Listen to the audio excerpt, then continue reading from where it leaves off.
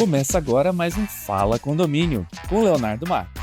Um oferecimento de Condo Educa, capacitação condominial 100% online. Aprenda com quem faz acontecer de verdade.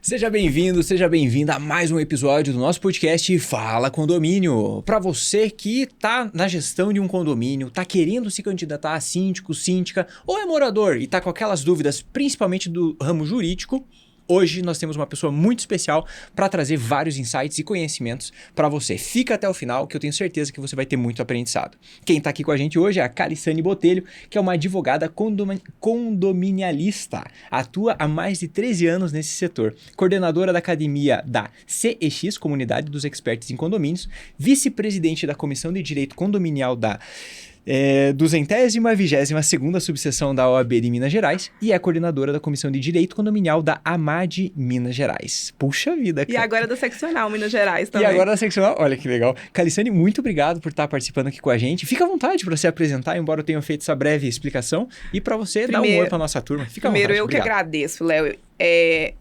Eu vi que antes de mim aqui tinha um conterrâneo, e eu acho que é mal dos condominialistas adorar falar de condomínio. Então, eu falo que eu tenho muita dificuldade em rede social, em abrir o Instagram e falar lá, mas quando eu tô na assembleia, quando eu tô falando de colegas, eu vibro falar de condomínio. Eu vivo isso há 13 anos, né? A gente estava falando antes, foi minha primeira experiência profissional. Eu comecei a trabalhar em uma conservadora. Fiquei lá por um tempo, acredito que quando eu comecei ainda era aquela terra sem lei, em que o advogado era desrespeitado, o síndico profissional começava a existir, garantidoras não existiam. E, felizmente, eu tive a opção de permanecer naquele local, de me tornar um especialista em direito condominial e, principalmente, atender só condomínios. Eu atendo eu brinco que eu falo assim, só atendo CNPJ, eu não atendo CPF. Justamente porque eu entendo que tem que ter uma especificação nesse sentido, tem que ter um direcionamento específico, até para você não entrar em contradição. Para sustentar dois assuntos que vai entrar em contradição. Porque quando a gente fala do condômino, a gente está falando de direito de propriedade, imobiliário. Condomínio, a gente já está em outra vertente. Vai ter mais coisas de convívio, né? Isso, a gente está falando de não da propriedade. É mais ação, atitude. No micro, a gente está falando no macro. Então, eu entendo que é necessário uma gestão estratégica mais específica. E hoje eu sinto isso de forma muito clara no mercado. Felizmente, na advocacia hoje, os condomínios estão contratando advogados por entender que é necessário. Tão importante quanto uma administradora é uma assessoria jurídica consultiva e preventiva. Das pessoas que a gente conversa, hoje na Condo a gente atua em mais de 6 mil condomínios que estão na nossa plataforma na data de hoje.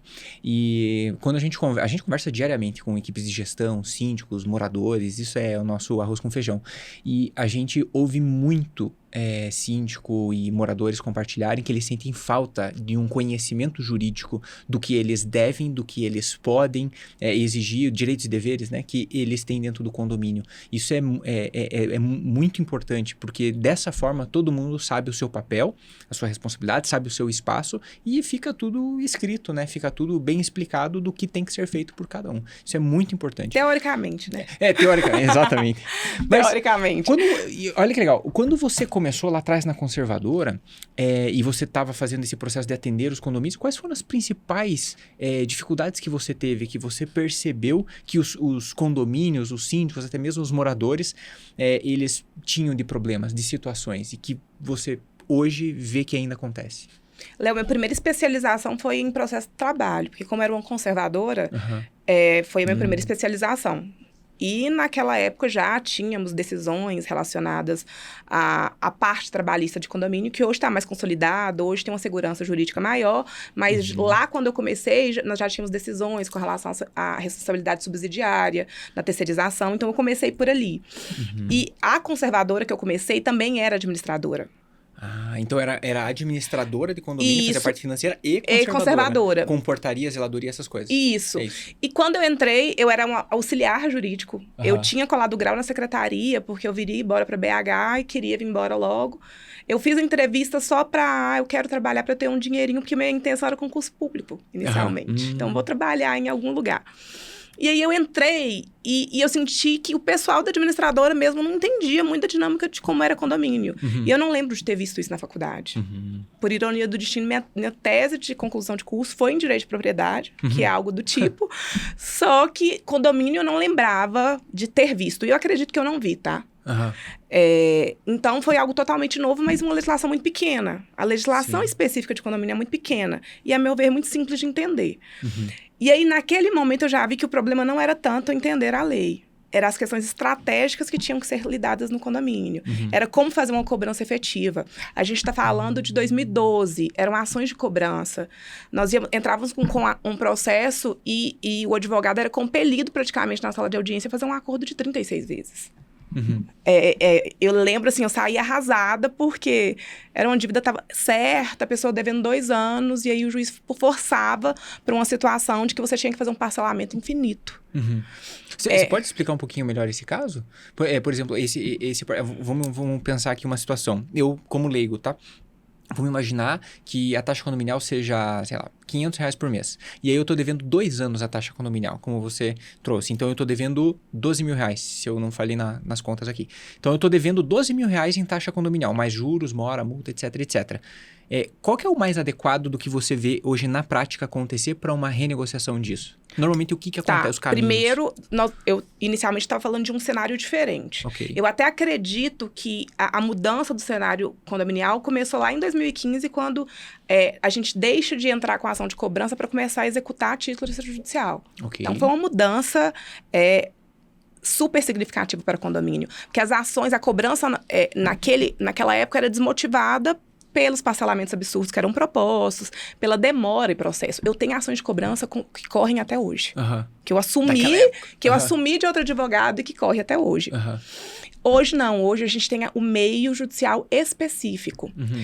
Eu não sei se você tem conhecimento, mas quem é da área de condominial sabe que taxa de condomínio e IPTU são uma das poucas dívidas que você penhora bem de família. Perfeito. Então, assim, eu acho erradíssimo o advogado falar causa ganha. É causa ganha.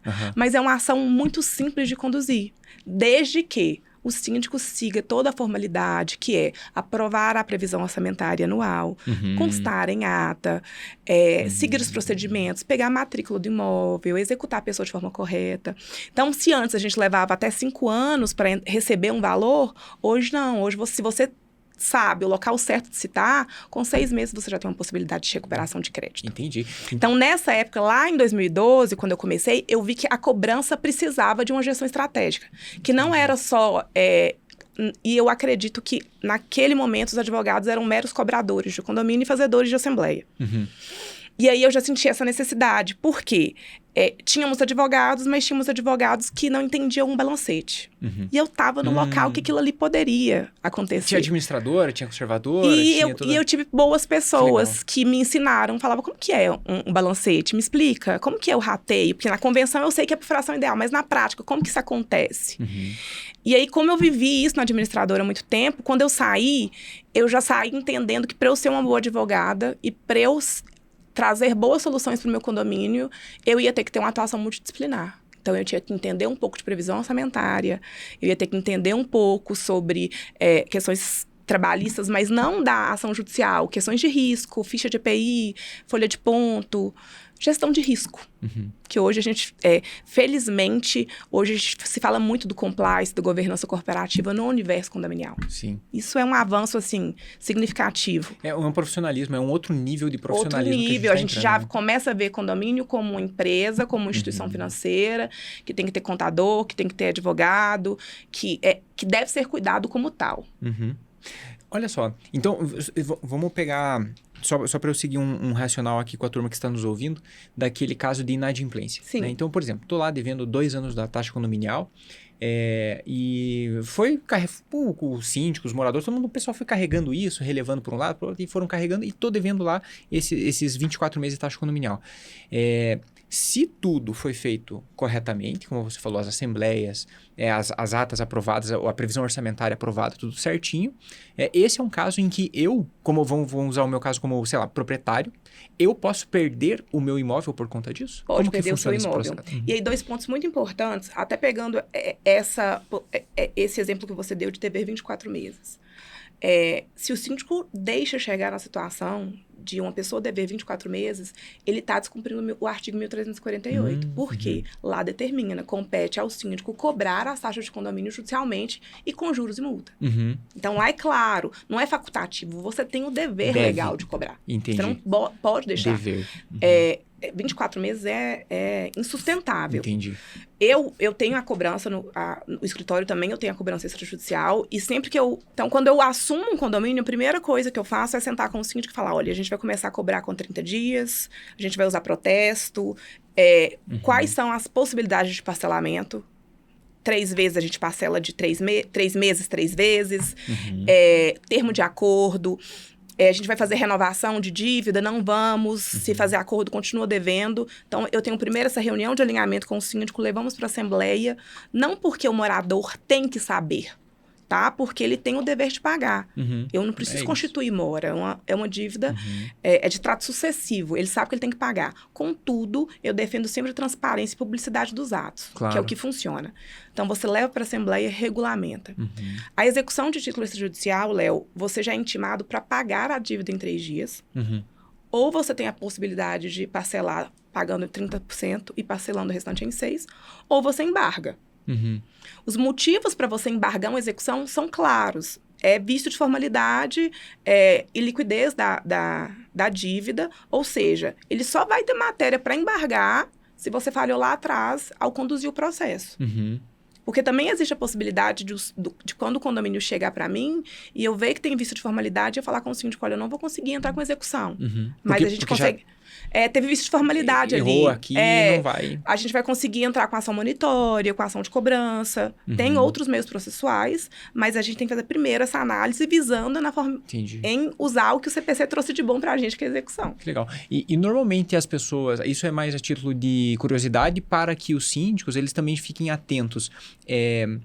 Normalmente, os moradores, os proprietários ou inquilinos, eles deixam de pagar por qual razão? Normalmente. Deve ter N, mas normalmente é por qual razão? Quando você faz gestão de inadimplência, você sempre tem que fazer o perfil de inadimplência ali. Você tem o inadimplente ocasional, que é aquele que por alguma dificuldade ou esquecimento, nós temos o contumaz, que ele sempre vai dever. E o recorrente, mas que negocia, aquele que paga 1, atrasa 2. E esses você vai fazendo a gestão. Então, quando você faz essa primeira triagem, você já sabe como você vai conduzir cada um. O limite que você vai com cada um. O perfil do morador que você consegue fazer um acordo que vai ser bom para o condomínio. E sempre dentro do regimento, né? Sempre tem que seguir aquilo que está no regimento. Fora, na lei, obviamente, e aquilo que foi definido. As regras de cobrança é convenção. Na convenção, obrigado. A competência de lei de determinar sobre a forma de cobrança, se é por fração ideal, se é por igual, juros e multa, é matéria de convenção. Então, dentro do que a convenção prevê, a cobrança é feita. Mas as regras de parcelamento, isso são atos de gestão. Não é condomínio, não é o síndico, não é a assembleia que determina. Eu, particularmente, gosto de determinar em assembleia. Até porque eu regulamento meus honorários lá também. Sim. E isso eu acho necessário regulamentar, sim. Perfeito. Se não tiver na convenção, porque tem convenções que já deixa claro que se tiver a atuação de um advogado, você tem um pagamento de honorário. Se não tem, você já faz essa assembleia e regulamenta também a cobrança de honorário. Perfeito. E outra dúvida. Então a pessoa que hoje foi todo o processo feito bonitinho, tá tudo certo, o síndico fez a gestão correta da inadimplência, né, seguindo boas práticas e aquilo que está na convenção, se está na convenção, e aí a pessoa, ela não pagou mesmo. Aí sim, pode vir a ocasionar dela pegar desse imóvel ser penhorado, colocado a leilão, e aí é vendido no leilão, e aí parte desse dinheiro é utilizado para fazer o pagamento da dívida do condomínio. É assim que funciona o processo. Ou talvez todo. Léo, engraçado que eu trabalho com cobrança há 13 anos, né? Porque eu comecei, era a maior área de atuação. E eu tenho pouquíssimas penhoras, de fato. Porque o que acontece, via de regra, é quando as pessoas são citadas, elas pagam. Entendi. Antes a gente tinha o próprio processo, o próprio desenrolar da justiça estimulava a inadimplência, porque tinham acordos absurdos, enfim. Hoje, na execução, quando a citação é feita, já tem avaliação do seu imóvel. Então, o oficial de justiça bate na sua porta e já avalia seu apartamento. Dificilmente, a pessoa não vai buscar recursos para fazer um acordo e pagar. Sim. E aí, eu sou a favor de bons acordos do que boas demandas. O que eu analiso, tá? Então, eu tô num caso que eu não consegui citar você ainda, e não sei onde você tá. Não sei o endereço exato para poder te citar. E aí, você procura o escritório e me propõe um acordo de 12 vezes. Uhum. Dentro de um cenário que eu ainda vou ter uma dificuldade para te citar, porque eu não estou te localizando, um termo de acordo bem regulamentado, com projeção de juros e multa, é excelente para o condomínio, tá? Agora, num cenário de que você já foi citado, você já só me procurou porque recebeu oficial de justiça e você me pede um parcelamento de 12 vezes, não vai ser interessante para o condomínio. Perfeito. Tá? Entendido. Então, até quando você vai fazer o acordo, você tem que ter estratégia. Algo que eu não deixo que se perca no escritório é respeitar a parte humanizada da cobrança. Por quê? Via de regra, a gente sempre acaba escutando todas as desculpas como lorota de inadimplente, né? Salvo quando a gente conhece. Tem condomínios que eu tô há 13 anos. Então, eu já conheço as pessoas. Quando elas me falam, eu acredito que seja mesmo algum problema. Mas tem várias desculpas. Tem gente que inventa doença de filho, enfim. Então, quando nos é apresentado, olha, eu estou com dificuldade financeira, eu estou desempregado, o que vocês podem fazer? Juros e multa, em nenhuma hipótese. Nós não temos competência e nem o síndico tem competência. Caso vocês queiram levar isso, é uma assembleia, por quê? Se a lei determina que cobra, é a assembleia por meio do quórum específico que determina que tira. Perfeito. O que o síndico pode fazer? Parcelamento. Então, nesse caso, olha, Caliciana, eu tô passando por dificuldade financeira, eu tô devendo 10 mil, tô pagando financiamento também, eu consigo fazer de 24 vezes, porque eu tenho que manter meu parcelamento. Nestes casos, aí eu recomendo que o síndico aprove, inclusive, com o Conselho Fiscal. Porque o Conselho Fiscal quer analisar as contas, né? Ele que vai ver ali por que esse valor tá entrando dessa forma. Só que de acordo com a realidade social do condomínio. Aí já não é legal. Aí eu já falo com o síndico, é perfil, se o condomínio tem necessidade ou não. Porque eu acho que esse lado humanizado não tem que deixar de existir. Claro. Então quer dizer que tem síndicos que, às vezes, por ou desconhecimento ou por, sei lá, algum outro tipo de situação, ele isenta multa e juro por broderagem, por... Acho que nem por falta de conhecimento, não, tá? Eu acho que muitos sabem, e eu falo que tem casos lá no escritório que nós orientamos e falamos, não pode, e faz. Legalmente não pode fazer. Não pode, não porque pode tá lá. Eu que te falei, sim, o 1348 ele fala, cobrar judicialmente com juros e multa. Aí, quando a gente fala dos deveres dos condôminos, fala pagar a taxa de condomínio com juros e multa determinada em convenção. Então, se tá claro na lei, o síndico que faz está cometendo ilegalidade. Perfeito. Ilegalidade passível de destituição, de, inclusive... responder pelo dano causado ao condomínio. Então, se no seu condomínio acontece algum caso de, às vezes, houve um atraso da taxa condominial e aquela famosa taxa os juros e a multa acabou sendo isento por algum motivo, dá uma olhada nesse podcast que você vai conseguir entender o porquê que isso não é correto e isso está na lei. Dá uma olhada aqui. E até mesmo porque, Léo, pouquíssimos condomínios têm juros mais agressivos. A regra é seguir o que o Código Civil estabelece, que é 1% e 2%. E é um índice que, de certa forma, incentiva a inadimplência. Vamos supor você num cenário de dificuldade financeira, devendo cartão de crédito, devendo financiamento. Você vai pagar o que vai te dar menos impacto. E os juros e multa, juros de 1% e multa de 2% é muito pequeno. Então, eu sempre falo, olha, já é tão pequeno. Sim. Nem é sobre isentar, nem é sobre valor significativo, é sobre o valor moral. A pessoa tem que entender que existe uma penalidade com relação àquilo. E, a meu ver, estimula novas práticas. A pessoa que sempre está devendo e sempre tem um acordo de 1000 vezes e sempre o síndico está favorecendo o pagamento, ele vai continuar sendo inadimplente, porque ele tem uma facilidade ali para negociar. Perfeito. E esse tipo de imprevisibilidade no pagamento da taxa condominial, esse mês pagou, daqui 2 meses não paga, paga acumulado e, né, tem esse tipo de reforço, isso faz com que não tenha previsibilidade no fluxo de caixa. E se não tiver previsibilidade no fluxo de caixa, isso atrapalha todas as contas do condomínio, né? Tanto, por mais que ele tenha um fundo de reserva ou algo nesse sentido, mas vai atrapalhar o fluxo do dinheiro, né? Então, isso não, além de não ser uma boa prática, isso atrapalha o conselho fiscal, como você falou. Porque atrapalha completamente. Você faz uma previsão orçamentária do que você vai vai acontecer naquele exercício financeiro, ou você aprova uma taxa extra. Olha, a gente vai fazer a obra da fachada, tem uma previsão, tem uma taxa extra com um recolhimento certo, específico para pagar uma obra, e as pessoas não pagam. Perfeito. Então, de onde vai sair o dinheiro para a obra? Aí você acaba tendo que utilizar recursos do fundo de reserva. Não existe um cenário que não prejudique a totalidade. Felizmente, hoje, os condomínios que têm uma assessoria jurídica, eles são condomínios com índice de inadimplência muito baixo, que não influencia. Então, assim, tem inadimplência, mas uma inadimplência tratável, que não influencia, que não prejudica a movimentação financeira. Perfeito. Então, o ideal é isso. O condomínio não pode ter índice de inadimplência maior de 5%, 6%. A meu ver. Então, Tá. um condomínio que, o mais, na sua visão e na sua experiência, até 5%, 6% seria aceitável. Tolerável. Tolerável. Então, quanto menos, melhor, Quanto obviamente. menos, melhor. Dificilmente vai ser 0%, porque sempre vai ter alguém que atrasa por uma razão ou outra. Os ocasionais, isso. Mas, acima disso, já é uma bandeira ultra vermelha, já é uma bandeira que não começa mais a ser tolerável. E o que acontece? Se você pega empreendimentos recém-entregues, você vai pegar a inadimplência absurda. Sim.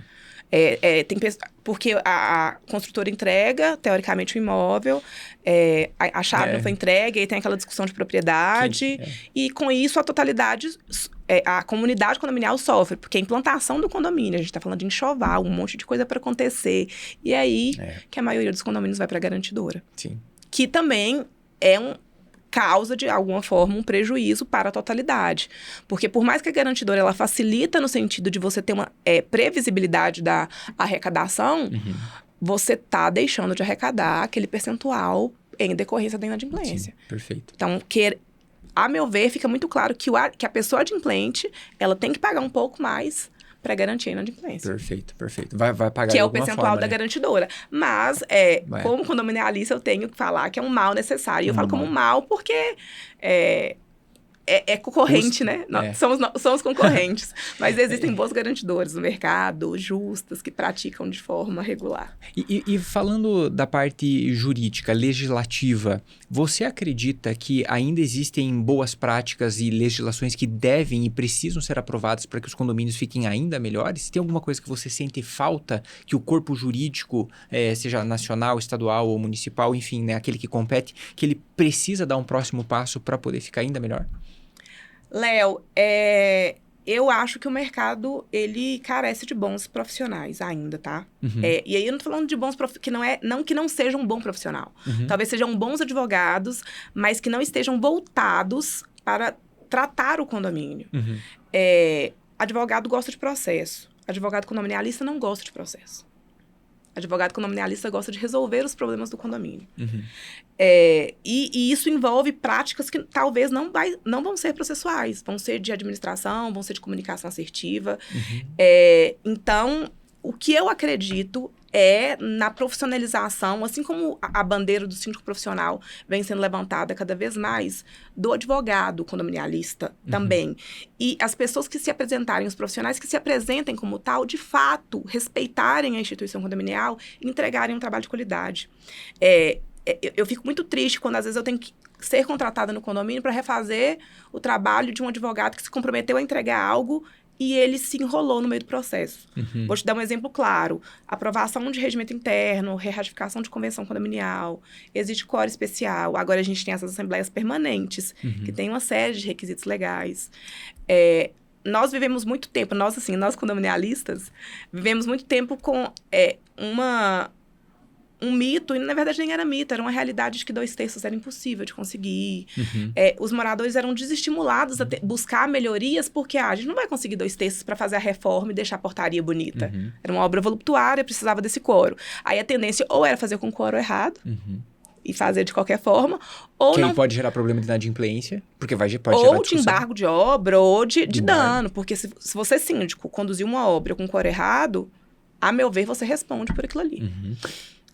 E aí, ou fazia errado, ou não fazia porque achava nunca vai ter. E venhamos e convenhamos. 50% já é difícil demais em uma assembleia.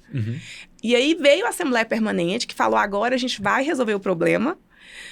E resolve, a gente consegue fazer, só que alguns advogados não seguem o que a regra determina, não conduz o processo de forma correta, não quer discutir o regimento interno, quer impor uma minuta, porque tem advogado que se diz condominialista que não gosta de assembleia. E pra mim, já não começa é o dia a dia, aí. é a Não base. começa, não tem. Eu brinco lá no escritório, o pessoal fala assim, você gosta de fazer assembleia? Eu falei, gente, eu tenho que gostar. Adoro fazer uma assembleia. Que legal. Porque se eu não gostar, eu vou falir. E é claro, é cansativo, Ontem eu saí, já era 10h30. Morta, assim. Mas, dentro de um cenário de qualidade, de fazer 2 ali por semana, é normal, faz parte do meu ofício. Como hoje eu sou dona do escritório, chego 10 horas, aí durmo um pouco mais tarde no outro dia e tá tudo bem. A Condoeduca é uma plataforma feita para quem quer dominar a gestão condominial de forma prática, moderna e respeitada no mercado. Capacitação 100% online com especialistas que entendem que você vive na prática.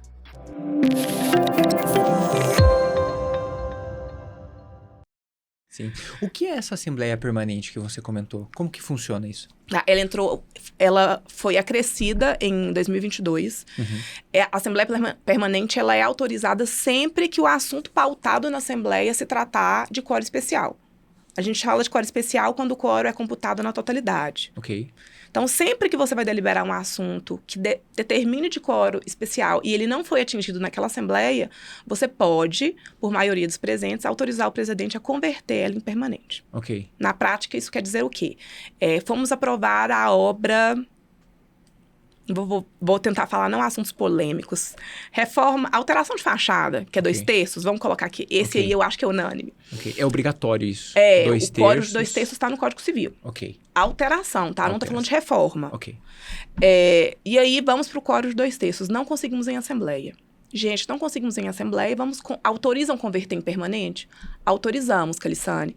Então tá, então nós vamos ter uma nova Assembleia agora no dia 10 de abril para dar continuidade neste assunto e possibilitar que a gente atinja o quórum. Vocês estão saindo daqui convocados. Seus votos vão ficar consignados nessa ata. Se vocês não quiserem vir dia 10, vocês não precisam. Se vocês quiserem vir dia 10 para mudar o voto, vocês podem. Ok. Mas a ideia, a partir de agora, é chamar quem não veio na reunião para vir nas próximas e a gente conseguir o quórum de 2/3. Ok. E aí você pode fazer tantas assembleias forem necessárias dentro do intervalo de 90 dias. 90 dias. 90 entendi. dias. E não tem essa história de pessoas falar, vai ficar aberta, porque tem isso. Advogado, não, a assembleia está aberta para você votar. A não ser que você tenha uma regulamentação clara na convenção. O que a Assembleia Permanente determinada no Código Civil fala você encerra uma, convoca a próxima e você reabre ela em dia e horário já determinado Na anterior. para continuar a deliberação. Ok. Então, a parte técnica, eu lembro que a primeira ata que a gente foi registrar de Assembleia Permanente, porque elas só são registradas no final. Você vai fazendo uma para cada reunião e no final você vai registrar aquele livro.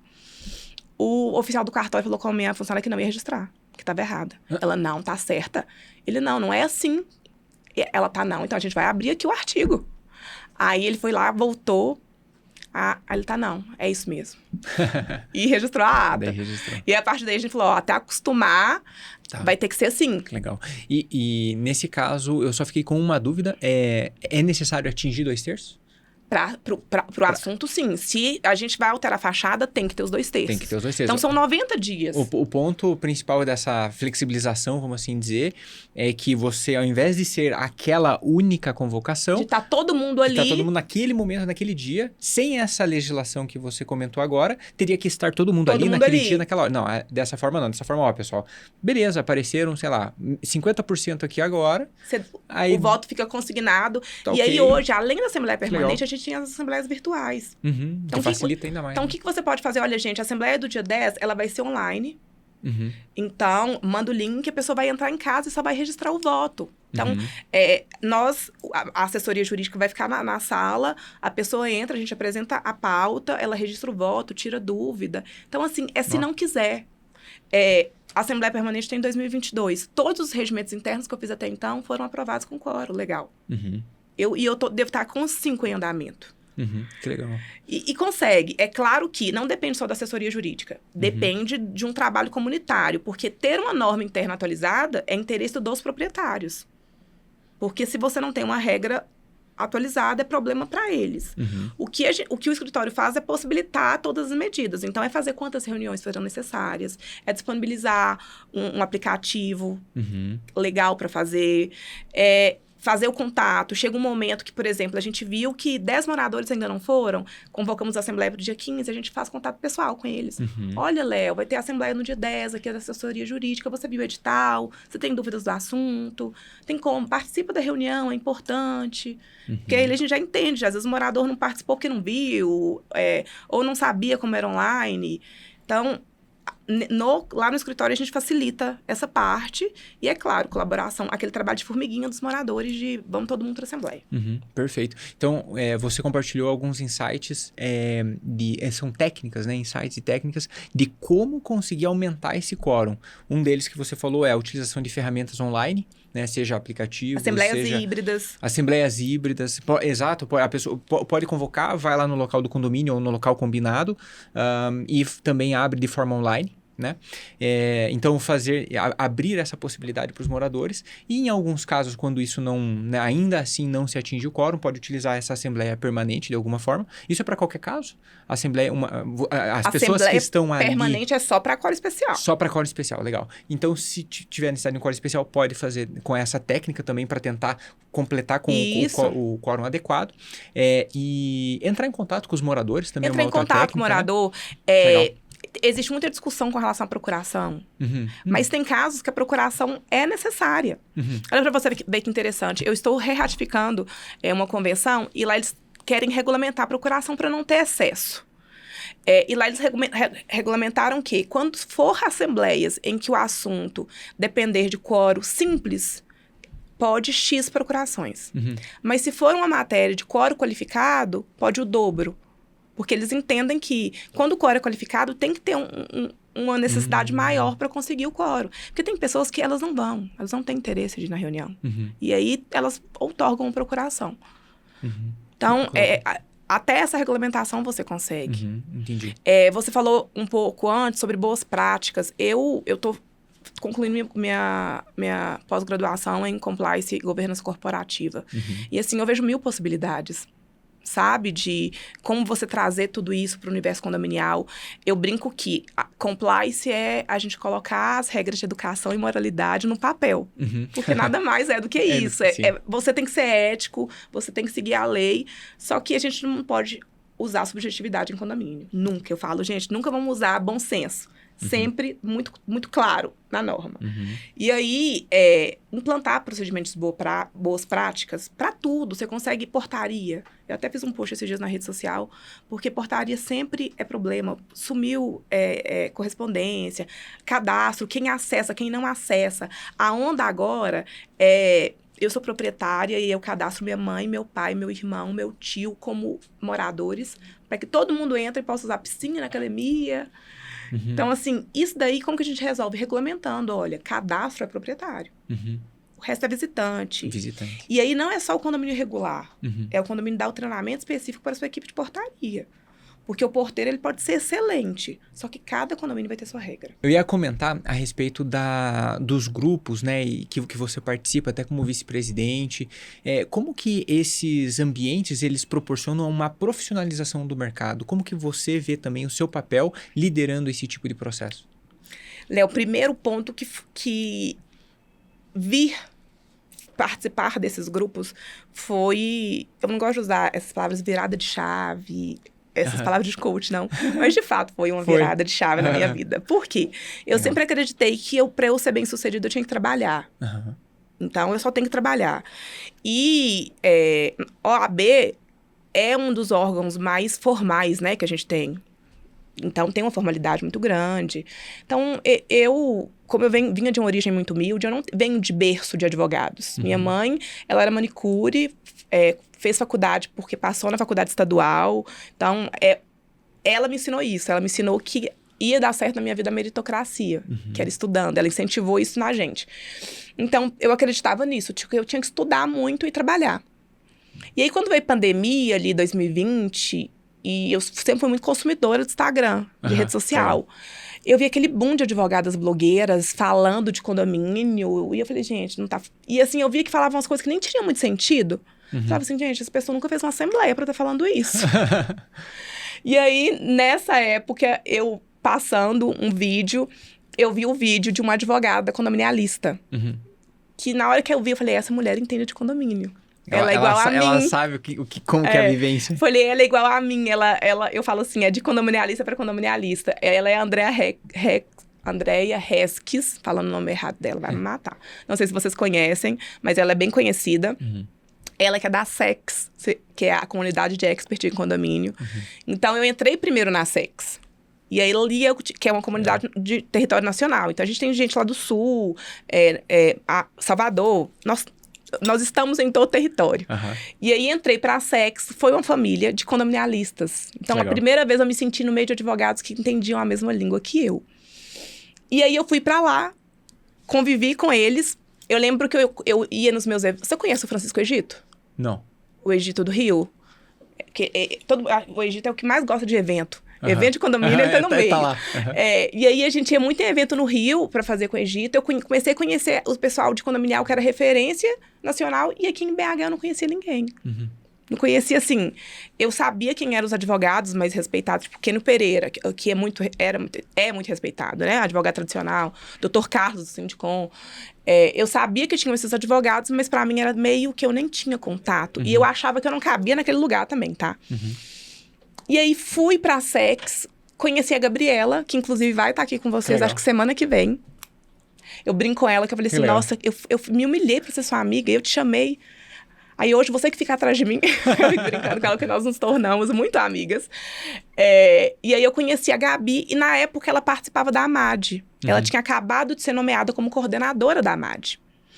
E aí ela me chamou, vem fazer parte. Aí eu falei, olha, é uma condominialista, é alguém que entende. Então, vou entrar para a AMAD, porque tem alguém lá. E vamos fazer um movimento. E aí, entrei para a AMAD, comecei a fazer mais parte disso. E comecei a fazer mais barulho também com relação a condomínio. E nesse ano, já que eu entrei na AMAD, no final, a gente teve um evento no Sindicom, que é o Sindicato dos Condomínios de Minas Gerais. Eu falei sobre condomínios lá, falei sobre ratificação de convenção, falei sobre a parte estratégica, falei disso, que é o que eu acredito. E aí eu lembro que no dia, Dr. Carlos, que é o presidente, ele conversou sobre a dinâmica diferente, a percepção diferente que eu tinha de condomínios, que não era aquela tradicional arcaica, que era algo diferente. E já era um momento que a Gabi iria sair do cargo de coordenadora, e a Elisa, que é a presidente, me convidou e falou, olha, você tá com carta branca agora para fazer eventos. E, felizmente, foram 2024, 2023 a gente começou a engatar, mas 2024 a gente teve eventos em Belo Horizonte excelentes, de qualidades, assim, absurdas. Em outubro, nós tivemos o primeiro congresso mineiro, que foi lá no IBMEC. A gente trouxe Carpá, Tássia, Área Chavala, Egito. Então, assim, pessoas que eu admirava mesmo. Eu fui com a cara e com a coragem. Vem aqui, a gente vai conseguir pagar passagem, mas vem. E foi um evento. Teve um desembargador, o Marcelo Milagres, que ele até foi o convidado do IBMEC, que é uma instituição muito respeitada aqui em BH, né? O IBMEC. Ele foi convidado. E eu gosto de fazer evento para síndico. Eu gosto de falar para advogado, mas eu gosto de falar para síndico, principalmente para o síndico orgânico. Eu gosto de ver o síndico. Eu gosto de trabalhar com síndico orgânico, eu sou apegada a eles. E eu tava preocupada dele. Eu falei assim, nossa, ele é desembargador. Você pensar no juridiquês. E assim, a palestra dele, ele falou da reforma do Código Civil. E ele usou os exemplos do prédio dele. Ele falou sobre Assembleia Permanente, sobre Airbnb. E assim, ele falou como legislador, porque ele tá participando da reforma. Sim. Ele falou como que eles estão pensando ali na hora de criar a norma. E aí eu olhava para trás e eu via os síndicos participando daquilo. E eu lembro que nesse dia eu subi no palco e falei assim, nós estamos vivendo o melhor momento da advocacia. Então, quem está disposto a trabalhar, você que é síndico, você que é advogado, tá no momento. Só que faça com vontade, participa. Sabe? Vai profissionalizar. Se você quer ser síndico, apresenta uma proposta boa, vai fazer compliance, apresenta regras de gestão. Porque você, se é um síndico profissional, as pessoas não vão confiar em você para gerir patrimônio. Você tem tanta coisa para oferecer para, olha, eu vou fazer isso daqui que eu vou blindar seu patrimônio. Eu tô implantando agora em um condomínio uns procedimentos do Conselho Fiscal. A gente pegou esse condomínio, por sorte, que eu falei assim, meninas, vocês foram bênção na minha vida. Eu peguei um conselho fiscal que são 2 contadoras. Nossa. E aí... Esse é o sonho de todo Elas são 2 fiscal. contadoras, só que elas estavam meio perdidas com relação a condomínio. Quais eram os pontos? Eu falei, então vamos fazer juntas? Vamos sentar nós 3. E assim, eu acho que foram umas 2 semanas. E eu aprendi com elas. E elas aprenderam comigo, de eu falar o que elas tinham que categorizar como extraordinário, o que não era, algumas classificações. E eu falando, olha, isso aqui vocês têm que ver. É conselho fiscal, mas cadê as folhas de ponto? Tem que olhar isso, cadê a ficha de EPI? E aí, no final, eu falei assim, vamos fazer um escopozinho? E aí, no final, a gente tá finalizando, sábado, a nossa última reunião. Vai ter a AGO semana que vem. E o conselho fiscal que foi eleito tem um manual para seguir do que eles têm que fazer. Legal. Sabe por quê, Léo? Qual que é a regra? A regra é que o conselho fiscal é compelido a ser conselheiro fiscal em assembleia. Para síndico ainda tem disputa. Mas conselho fiscal é aquilo. É você. É difícil ter prédio que as pessoas querem ser. E mesmo quando querem ser, eu posso fazer com que você, que é enfermeiro, entenda que você tem que olhar a folha de ponto, que tem responsabilidade, como que você vai analisar, o que é nota fiscal, o que precisa ou não, o que é um RPA. Não vai entender. Não. Às vezes até na boa intenção, né? Às vezes na boa intenção, puxa, eu quero ajudar, quero fazer, quero me dispor, mas às vezes tem conhecimento técnico que é necessário para poder aprofundar nisso. Aí você entende como as boas práticas ajudam em uma gestão eficiente. Então, assim, os moradores na próxima reunião, eles vão saber disso, que o conselho, inclusive, como cobrar. Porque eu entendo que nos casos em que o síndico comete ilegalidade e que o conselho fiscal, com todas as informações, não fez a denúncia com relação àquilo, ele responde de forma subsidiária. Porque ele tem esse dever legal. O Código Civil fala, conselho fiscal, a função dele é analisar as contas e dar parecer no caso de irregularidade. O problema é que, às vezes, quem se elege para conselho fiscal quer ficar olhando se o morador, o cachorro do vizinho está fazendo xixi ou não. Que nem é uma função dele. E as contas mesmo, se o síndico está usando nota fiscal, se o síndico está fazendo tomada de preço, ele não está preocupado com isso. Perfeito. Então, assim, são várias práticas. Quem é do meio condominial sempre escuta, mas cadê os 3 orçamentos? Tem que ter 3 orçamentos. Não tem que ir. Via de regra, não tem que ir. Salvo se a convenção não determinar. 3 orçamentos são boas práticas. A gente tem a lei de administração pública. Então, como que a gente traz isso? Em manual de boas práticas, ratificar na convenção. O síndico é obrigado.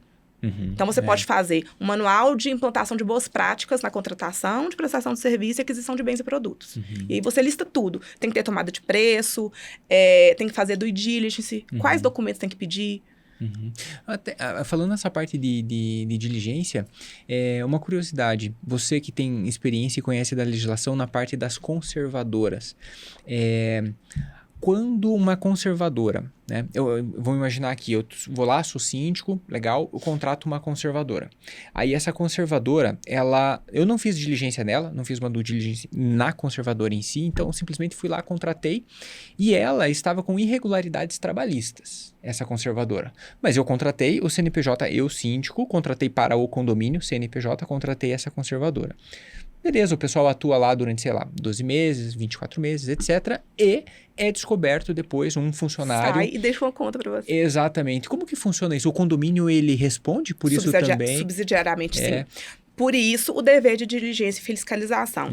E aí eu falo que, às vezes, você se atém a só se o FGTS está sendo pago, mas você tem que ir antes. A conservadora, ela tem uma categorização específica de recolhimento fiscal. Então, o primeiro ponto é esse. Porque, não sei se vocês participam muito de assembleia, mas acontece de ter conservador que a proposta é 70 e um é 40. Não tem como, se é o mesmo número de funcionários e a gente tem um sindicato que regula o salário, ter essa diferença. Perfeito. Onde que está a diferença? Alguma coisa... Recolhimento fiscal. Nossa. Porque tem parte dele, salvo engano, limpeza você consegue categorizar em um tipo de recolhimento. Mas zeladoria, porteiro, é um recolhimento mais alto. E aí você pega uma empresa dessa, não vou aprovar aquela que é mais cara, vou aprovar a mais barata. E aí você já começou errado porque a empresa está recolhendo errado. Nossa, é um passivo que fica dentro do Já é um condomínio. passivo que começou ali. E aí, mensalmente, você só está preocupado em pagar a conservadora. Uhum. E aí, a conservadora vai lá e manda para você todo mês cópia de contra-cheque. Uhum. Cópia, pegou ali, imprimiu, mandou. Como se fosse suficiente. Né? Como se fosse suficiente. E a guia paga, né? Cadê? Ou se só fosse só o comprovante. Então, não é. Nesse condomínio que a gente está implantando, lá é conservador. Então, lá, olha, tem que ser entregue folha de ponto, tem que ser entregue a ficha de EPI, porque a gente tem questões de insalubridade, nesse condomínio tem segurança, então tem as fichas de EPI, porque também tem responsabilidade subsidiária. Às vezes tem manipulação de produto químico, às vezes, né? Em alguns Isso. casos. Folha de ponto, ficha de EPI, recolhimento de FGTS, pagamento de benefício, tudo isso tem que ser verificado todos os meses. Porque Perfeito. qualquer ponto desse descumprido, responsabilidade subsidiária do condomínio. Perfeito. E eu entendo que se o síndico é diligente, no sentido de quando acontece, ele evita. Porque se você está analisando todos os meses, para mim o maior passivo trabalhista que existe, eu acho que nem é só condomínio, para quem é empregador mesmo, é hora extra. Hora extra, se não é paga, vira uma bola de neve, incide sobre tudo. E aí a gente vai para uma classe de portaria que a gente sabe que eles querem dobrar plantão. Eu sei que é assim, eles querem trabalhar todos os dias 12 por 36, e é ilegal. E aí a conservadora tá precisando de mão de obra, o porteiro tá querendo fazer a dobra para complementar a renda, e o síndico deixou. Ah, não, mas o Léo já é porteiro, vou facilitar, ele, tá tudo bem. E aí você vai depois, sai da conservadora e entra com processo. Descaracteriza a jornada 12 por 36, o que você vai pagar de hora extra? Meu amigo, não tá escrito. E é como você falou, incide em tudo, né? Incide sobre tudo, vai ter reflexo de tudo. Sim. Justiça trabalhista, ela não falha, né? Ela não falha, ela é paternalista, ela é pró-empregador. E aí você vai reclamar de um rombo que vai acontecer, sendo que você não fiscalizou. Se você sabia que aquilo estava acontecendo, você não fez nada. E para quem está nos ouvindo e gostaria de conhecer mais sobre o seu trabalho, você comentou do Instagram. Qual que é o Instagram que o pessoal pode acessar essa boa parte desse conhecimento que você está compartilhando aqui? E também onde que vocês atuam, né? Se é em uma região específica ou, né, também na região metropolitana? Eu atualmente, acho que o máximo que eu cheguei é em Sete Lagoas, que eu acabei de fechar uma associação lá. Eu atendo só em Belo Horizonte. Atualmente, não tenho pretensão de expandir muito, não. Até mesmo porque a minha advocacia, eu falo que ela é artesanal. E aí, para você crescer, você tem que crescer de forma consciente para conseguir atender seu cliente com qualidade. Mas, felizmente, hoje eu já conto com uma equipe de 10 pessoas. O escritório tem o setor de assessoria, tem o setor processual, tem o setor de cobrança. Vi recentemente a necessidade de eu me desenvolver como líder, porque o advogado, o síndico, via de regra, o síndico ele é administrador, e o advogado nós não temos técnicas de liderar, de gerir pessoas, e hoje tem que ter técnica, né? Tem. Então, eu descobri que eu também tenho que ter essa habilidade para gerir minha equipe, para gerir condomínios. Eu comecei a dar treinamento para portaria agora também. Porque como eu estou vendendo produto de manual de boas práticas para portaria, eu vendo o produto e o treinamento para eles. Então, tem que ter uma comunicação clara com eles. Você falou de Instagram, até a minha social media tá aqui. Eu sou um desastre no Instagram, gente. Eu tenho uma rede pessoal e uma profissional. E na minha pessoal, eu adoro, posto. Na minha profissional, eu não sei o que acontece, eu falho. Eu fico, não vou falar. E a Isabela fica assim comigo, é só colocar uma câmera enquanto tá na assembleia. E tem hora que eu vejo que as meninas do escritório estão me filmando pra mandar pra ela, pra falar alguma coisa. Mas, mais do que o Instagram, eu gostaria de deixar um convite para você que é síndico, morador. Eu acho que, de fato, para você que é síndico, orgânico ou profissional e é advogado, nós estamos no melhor momento da advocacia condominial e da gestão condominial. Em questão de remuneração, em questão de valorização de classe. Estamos no melhor momento. E em Belo Horizonte, nós temos vários movimentos hoje. Nós temos o Trem de Síndico, que é do Léo, que esteve aqui antes, que fazem eventos maravilhosos. Nós temos o Sindicom. Inclusive, quando essa gravação sair, já vai ter acontecido. Mas amanhã nós temos um evento só para síndicas mulheres lá. Falar sobre empoderamento, liderança feminina.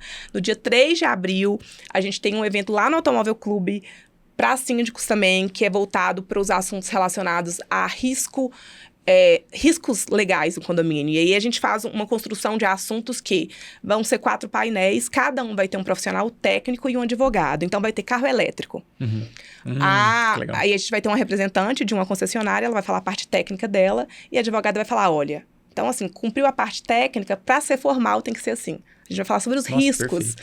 Aí vai ter obras. A gente vai ter um profissional de engenharia, ele vai falar sobre fachada, individualização de água e de gás. E aí, perfeito. a advogada vai falar quoro, como que você faz da forma correta. Nossa. Eu, inclusive, vou falar sobre manual de boas práticas e éticas de ética na gestão condominial. Então, eu vou ensinar no dia um modelozinho básico para... Esse específico é de cada um sabe sua casinha. Eu vejo que, às vezes, o fracasso de uma gestão não é por falta de pessoas, é por desorganização das pessoas. Todo mundo, às vezes, é o Conselho Fiscal querendo fiscalizar o descumprimento de norma interna, o síndico muito preocupado em fazer a obra, mas não por má vontade, mas por desconhecimento, por querer muito fazer, descumprir norma. Então, esse específico é um de, olha, cada um na sua casinha, essa é a responsabilidade do síndico, essa é do conselho. É claro que está na lei? Tá. Mas no evento, eu pretendo abordar a responsabilidade civil, de como deixar isso claro em assembleia. Que legal. Eventos como esse são eventos que o síndico que vai lá, seja orgânico ou profissional, mas principalmente o síndico orgânico, que muitas vezes ele não é o dia a dia dele estar atuando como síndico, ele vai ter o conhecimento... Como você falou, puxa, preciso disso, então é assim, assado que você faz. Né? Eu preciso fazer uma reforma, então é assim, assado que você tem que fazer a reforma. Com a parte de segurança, com a parte elétrica, por exemplo, tá aqui a parte técnica dos automóveis. Por mais que você que esteja aqui nos ouvindo, você não pegue este evento aqui em BH que vai estar acontecendo, o Sindicom, ele promove esse evento, promove eventos com uma frequência altíssima. Inclusive, se você quiser dar uma olhada em um episódio específico que nós falamos sobre o Sindicom com o Dr. Carlos, dá uma olhada aqui na nossa listagem de episódios do nosso YouTube, que você vai encontrar excelentes informações sobre como funciona o Sindicom e como que ele pode te ajudar, inclusive. E se você é advogado, nós temos a AMAD, que é a Associação Mineira de Advogados Imobiliaristas, e lá nós temos a comunidade condominial, nós temos o congresso anual, que ano passado, felizmente, foi um sucesso. Esse ano tem de novo. Esse ano vai ser em setembro. Então, se o episódio sair em agosto, setembro, a gente já faz propaganda do congresso. Boa. Esse ano, a comissão da seccional da OAB, muito bem representada pelo Dr. Silvio Cupertino, não sei se ele veio aqui ainda. Então, eu e ele que estamos lá, pensando da mesma forma de profissionalizar o mercado, de trazer mais gente para trabalhar com a gente. Lá no Barro Preto, que é a seccional aqui de BH, eu tô com a Gabi, que vai vir aqui. A gente também tá com alguns projetos, até de ter uma comissão de prerrogativa da mulher advogada, que atua como síndica, porque existe assédio. Então, a gente tá pensando em construir algo nesse sentido. Então, sempre que você vê esses grupos aí, Sindicom, AMAD, OAB, vai nos eventos, tá? Trem de síndico, porque são eventos que eles se preocupam com a qualidade. Sim. Hoje, Léo, a vida é muito corrida. Todo mundo está numa dinâmica desenfreada. E eu acredito muito que se eu estou me propondo a fazer um evento, eu tenho que ser intencional. Eu tenho que fazer com que aquela pessoa que foi ali pelo menos meia hora daquele tempo, ela aprendeu algo, mudou a advocacia dela, ou mudou a sindicatura dela. Tem que fazer sentido. Perfeito, perfeito.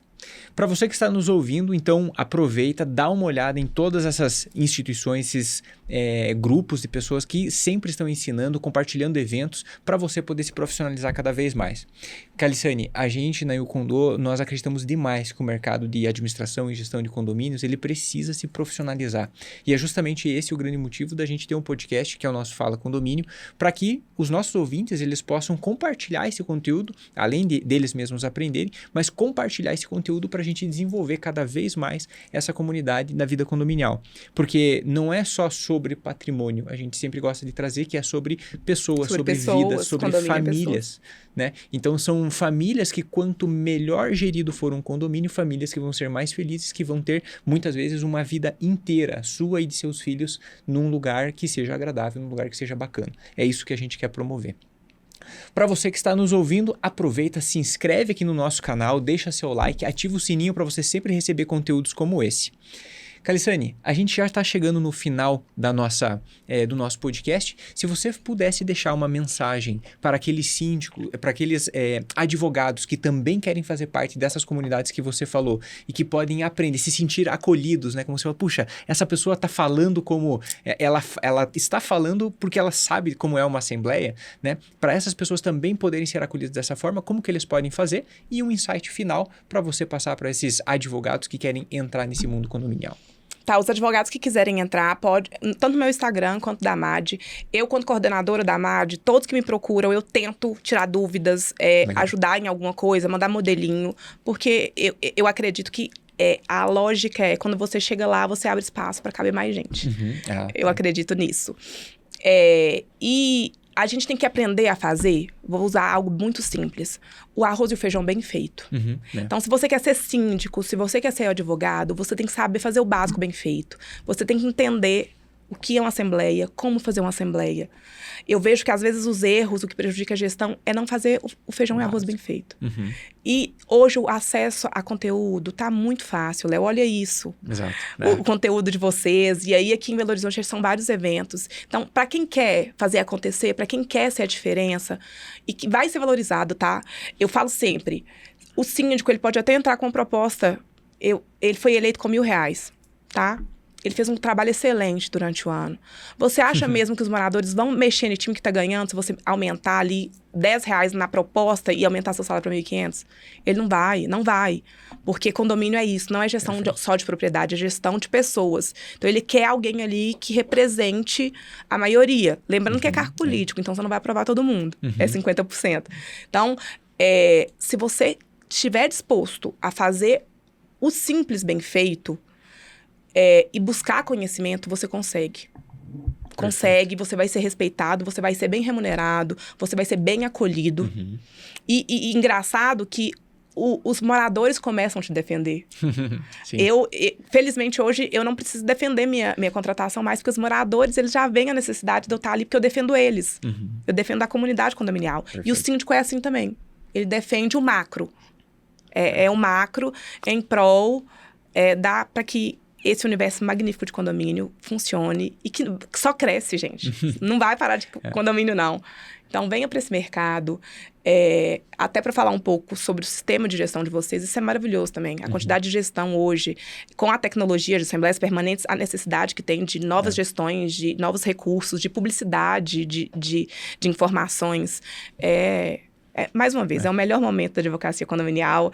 Nós, condominialistas, temos que agradecer quem vem de fora para investir aqui, acolher vocês. Então, já gostaria de deixar o convite para vocês irem lá no Amadcast.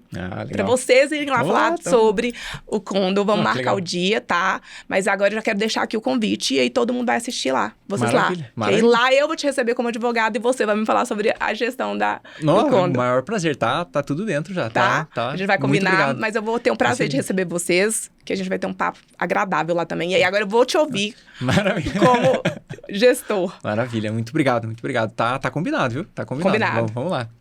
Para você que está nos ouvindo, aproveita, deixa os comentários aqui embaixo com dúvidas, a gente olha todas as dúvidas e também se você tem indicações de pessoas que você gostaria de estar ouvindo aqui no Fala Condomínio, marca ela aqui embaixo que a gente com certeza vai entrar em contato.